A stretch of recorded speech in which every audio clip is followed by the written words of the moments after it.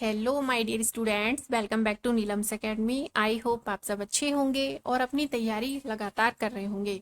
Student, जैसा कि आप लोग देख सकते हैं, आज हम आपसे यकृत का यानी कि लीवर का टॉपिक डिस्कस करने वाले हैं। लीवर का टॉपिक बहुत कॉमन टॉपिक है, हर कंपटीशन एग्जाम में यहाँ से क्वेश्चंस बनते ही बनते हैं, तो हमने सोचा इस टॉपिक को आपके साथ डिस्कस कर लिया जाए या इसके मेन पॉइंटों को पढ़ लिया जाए। तो आइए डिस्कस करते हैं। सबसे पहले हमने एक छोटी सी संरचना बना रखी है। इस तरीके से यकृत दिखता है या इस तरीके से लीवर की संरचना होती है। अब बात आती है कि यकृत है क्या। तो यकृत हमारे शरीर की सबसे बड़ी ग्रंथि है। क्या है? लीवर। लीवर हमारे शरीर की सबसे बड़ी ग्रंथि है और ये बहुत कॉमन क्वेश्चन हो चुका है। ज्यादातर हर कंपटीशन एग्जाम में ये पूछा भी जा चुका है कि हमारे शरीर की सबसे बड़ी ग्रंथि कौन सी है, तो वो है यकृत। अब बात आती है कि ये जो हमारे शरीर में यकृत है, जो लीवर है, इसका क्या वर्क होता है। हमारे शरीर में जितने भी अंग हैं वो कोई ना कोई कार्य कर रहे हैं, या कह लीजिए भिन्न भिन्न प्रकार के कार्य हमारे शरीर में हमारे अंग कर रहे हैं।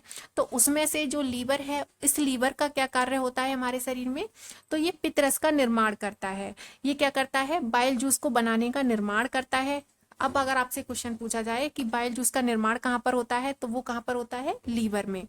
अब नेक्स्ट बात तो जो यहाँ पर लिखी हुई है वो ये है कि फाइब्रोजिन प्रोटीन का निर्माण किसके द्वारा किया जाता है? लीवर के द्वारा किया जाता है। अब फाइब्रोजिन जो प्रोटीन है, इसका क्या काम होता है, तो ये ब्लड क्लॉट प्रोटीन है, यानी कि ये रक्त को जमाने का कार्य करती है। जब कभी भी हमें चोट लग जाती है, हमारा रक्त बहने लगता है, अगर वो रक्त लगातार बहता रहेगा तो इससे इंसान की मृत्यु हो जाएगी। तो उस रक्त को बहने से रोकने का कार्य या उस रक्त को जमाने का कार्य फाइब्रोजिन प्रोटीन के द्वारा किया जाता है। नेक्स्ट यहाँ पर एक पॉइंट और आप ऐड करने की कोशिश करेंगे। हेपेरिन प्रोटीन का कार्य भी या निर्माण भी यकृत के द्वारा किया जाता है। हेपेरिन प्रोटीन का निर्माण भी यकृत के द्वारा किया जाता है। हेपेरिन प्रोटीन का क्या कार्य है, तो हेपेरिन प्रोटीन फाइब्रोजिन प्रोटीन का अपोजिट कार्य करता है।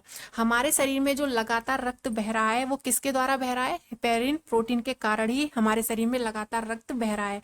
अगर हमारे शरीर में कहीं भी रक्त जम जाएगा या जमने लगेगा, तब भी हमारी मृत्यु हो जाएगी। तो इसीलिए हेपेरिन क्या करता है? हमारे शरीर में लगातार रक्त बहता रहे, तो इसीलिए हेपेरिन प्रोटीन की आवश्यकता होती है। और हेपेरिन प्रोटीन का निर्माण किसके द्वारा किया जाता है? यकृत के द्वारा किया जाता है। नेक्स्ट कार्य ये क्या करता है? अतिरिक्त ग्लूकोज को ग्लाइकोजन के रूप में परिवर्तित कर संग्रहित करना। यानी कि हमारे शरीर में जो आवश्यक ग्लूकोज है उसको तो रक्त में बहता रहता है वो, लेकिन जो अतिरिक्त ग्लूकोज हमारे शरीर में बचा हुआ है, जिसकी हमारे शरीर में अभी आवश्यकता नहीं है, उस ग्लूकोज को ग्लाइकोजन के रूप में परिवर्तित कर देता है लीवर और उसको अपने अंदर स्टोर कर लेता है।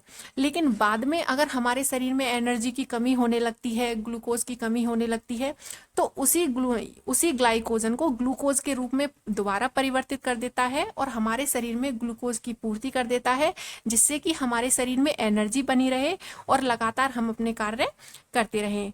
एक कार्य इसका ये हो गया। ये क्वेश्चन बहुत पूछा जाता है कि ग्लूकोज को ग्लाइकोजन के रूप में परिवर्तित करने का कार्य कौन करता है? यकृत करता है। अब बात आती है कि अमोनिया को यूरिया व यूरिक एसिड में बदलने का कार्य भी यकृत के द्वारा किया जाता है। हमारे शरीर में जो आवश्यक अमीनो एसिड हैं वो तो हमारे शरीर के लिए ठीक रहेंगे, लेकिन जो हमारे शरीर में हानिकारक अमीनो एसिड हैं, जो हमारे शरीर के स्वास्थ्य के लिए लाभप्रद नहीं है, जो विष का कार्य करते हैं, हमारे शरीर को हानि पहुंचा सकते हैं, तो उन अमीनो एसिड को यूरिया में बदलने का कार्य भी यकृत के द्वारा किया जाता है। ये क्वेश्चन भी आपसे पूछा जाता है कि अमोनिया को यूरिया में यूरिक एसिड बदलने का कार्य कौन करता है? यकृत के द्वारा किया जाता है। अब बात आती है, एक और यहाँ पर कार्य दिया हुआ है छोटा सा। कुछ पौष्टिक तत्वों को संग्रहित करने का कार्य भी यकृत के द्वारा किया जाता है। ग्लूकोज को ग्लाइकोजन के रूप में संग्रहित करने का काम तो यकृत के द्वारा किया ही जाता है, साथ ही साथ इसलिए वसा और लवण को संग्रहित करने का कार्य भी यकृत के द्वारा किया जाता है। अब बात आती है कि यकृत के पास में ये यहाँ पर एक छोटी सी थैली दे रखी है। ये थैली क्या है? तो ये है हमारा पित्ताशय या कह लीजिए गाल ब्लैडर। इसी में पथरी जो समस्या होती है वो इसी में हो जाती है और इसी को निकाल दिया जाता है। तो ये हमारा पित्ताशय है और इसकी जो संरचना है वो कैसी होती है? तो नाशपाती के आकार की होती है और इसमें 50 से 60 लीटर बाइल जूस भर जाता है, या 50 से 60 लीटर ये जूस भरने की या रखने की क्षमता रखता है। अब बात आती है कि ये जो बाइल जूस है इसका निर्माण कहाँ पर होता है, तो इसका निर्माण होता है लीवर में। लेकिन ये लीवर में संग्रहित नहीं होता है, लीवर में स्टोरेज नहीं होता है बाइल जूस। तो बाइल जूस स्टोरेज होता कहाँ पर है, तो ये गाल ब्लैडर में होता है। मतलब बनता यकृत में है, लेकिन स्टोरेज कहाँ पर होता है, पित्ताशय में होता है बाइल जूस का। ये बहुत इंपॉर्टेंट क्वेश्चन है, ये पूछे जाते हैं कि निर्माण कहाँ पर होता है बाइल जूस का, तो लीवर में। लेकिन स्टोरेज कहाँ पर होता है, गाल ब्लैडर यानी कि पित्ताशय में। अब ये जो बाइल जूस है इसका पीला रंग किसके कारण होता है, तो बिलीरुबिन के कारण होता है। बिलीरुबिन के कारण इसका पीला रंग होता है। और इसका हरा रंग किसके कारण होता है, बिलवर्डिन के कारण। किसके कारण, बिलवर्डिन के कारण इसका हरा रंग होता है। इसके कार्य क्या क्या होते हैं, तो इसके कार्य होते हैं वसा का पायसीकरण करना, यानी कि वसा को छोटे छोटे रूप में तोड़ देना, या कह लीजिए कि वसा को जल में घुलनशील बनाने का कार्य बाइल जूस के द्वारा किया जाता है। अब बात आती है पक्वाशय में हानिकारक जो जीवाणु हैं उनको नष्ट करने का कार्य भी यकृत के बाइल जूस के द्वारा किया जाता है।